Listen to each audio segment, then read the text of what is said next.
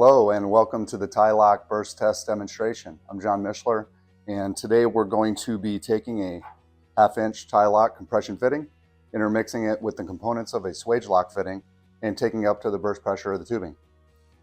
We'll start off with a stainless steel 8 DMC4, which is a 1/2-inch compression by 1/4-inch male pipe compression fitting.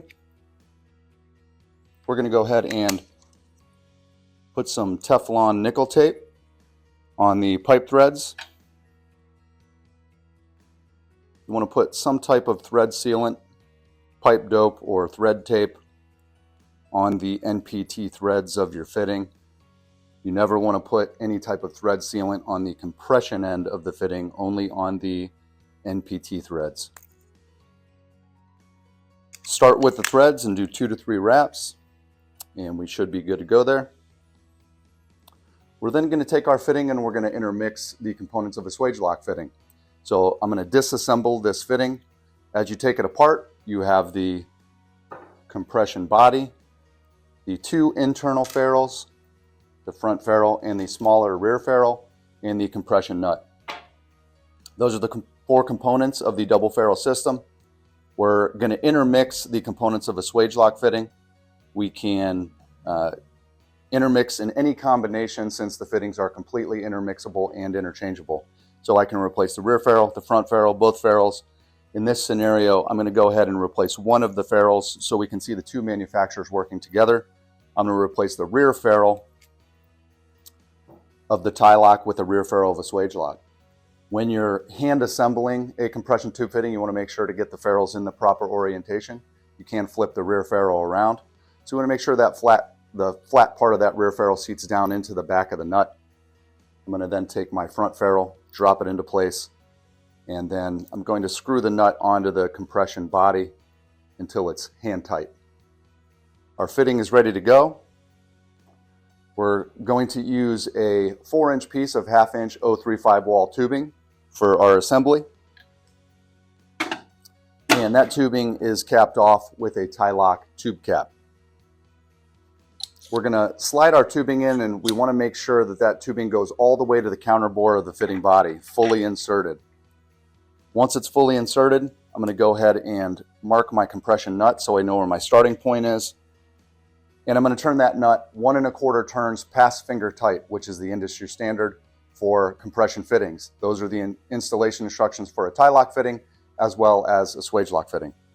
So as I start to turn the nut, there's almost no torque involved in that first half turn. And then as I hit about a half turn to 3/4 of a turn, I'm going to start to feel those ferrules engage the OD, or the outside diameter of the tubing, and you're going to feel an increase in torque. We want to continue turning until we get to the 1 1/4 turns past finger tight. Right here I'm at about 1 full turn, so I'm still not all the way to 1 1/4, but this is a good opportunity to use our gap gauge and check our gap here. So as I'm turning this nut, it's driving forward on those ferrules. You're decreasing the gap between the body hex and the nut hex. So our gauge, which is a no-go gauge for 1/2-inch, once I've turned my nut far enough and decreased this gap enough, this gauge won't fit into that gap. However, it's sliding in freely, so I know I haven't gone far enough to set those ferrules into place. So I'm going to continue turning the compression nut until I have a leak tight seal.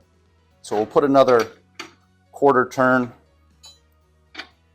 onto our assembly, and you can see here that gap gauge now will not fit into that gap between the body hex and the nut hex. So I know I've gone far enough a number of turns, and I've set those ferrules into place where I'm going to have a leak-free connection. I'm going to go ahead and take our assembly now, and I'm going to fill it up with water and tighten it onto the front of my burst test unit. As I mentioned, we are using 1/2-inch 035 wall tube in this demo. We publish all the suggested allowable pressure charts in our catalog, and if we reference that chart, it's going to tell us 1/2-inch 035 wall is rated to 2,600 pounds of pressure.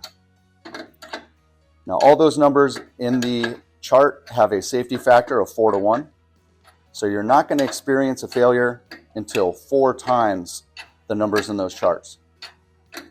So for this demo, 1/2 inch 035 rated to 2,600 pounds, we're not going to see a tubing failure until 4 times that number, or around 12 or 13,000 pounds of pressure.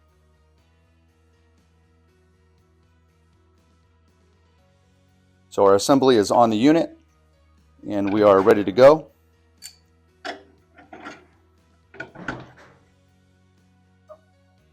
Go ahead and put a little pressure on the system here, and we'll take it up to about 3,000 pounds of pressure. So as you can see here, we're just a little above the suggested allowable pressure of 2,600 pounds. Due to the 4-to-1 safety factor, if you do have a pressure spike, you're covered well beyond the suggested allowable pressure. We'll continue to put pressure on the system. We'll take it up to 8,000 pounds of pressure. At this point, you'd have all kinds of bells and whistles going off. A lot of other instruments in your system are rated lower than 8,000 pounds. Your ball valves, flex hose, all kinds of other inline instruments. As we hit 12,000 pounds of pressure, you're going to see the tubing start to expand and swell out.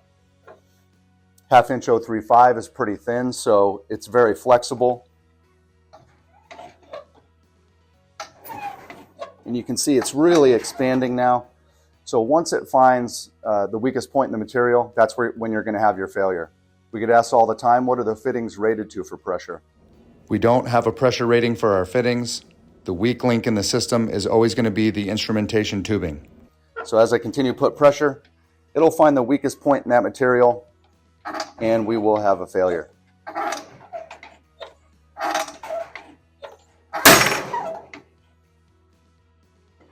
And there we can see we had a failure right in front here. So at about 4 times the operating pressure of the system, we have our tubing failure. So as you can see, we've achieved a tube burst here. The fittings functionally go to the burst pressure of the tube, not only with a full Tylok assembly, but intermixed with the components of a swage lock. Because they're fully interchangeable and intermixable, any combination, nut, rear ferrule, front ferrule, body, it's going to go together seamlessly and give you a leak-tight connection. For more information, you can go to our website at tylok.com, or you can call into the office and speak with one of our knowledgeable sales professionals. Thank you.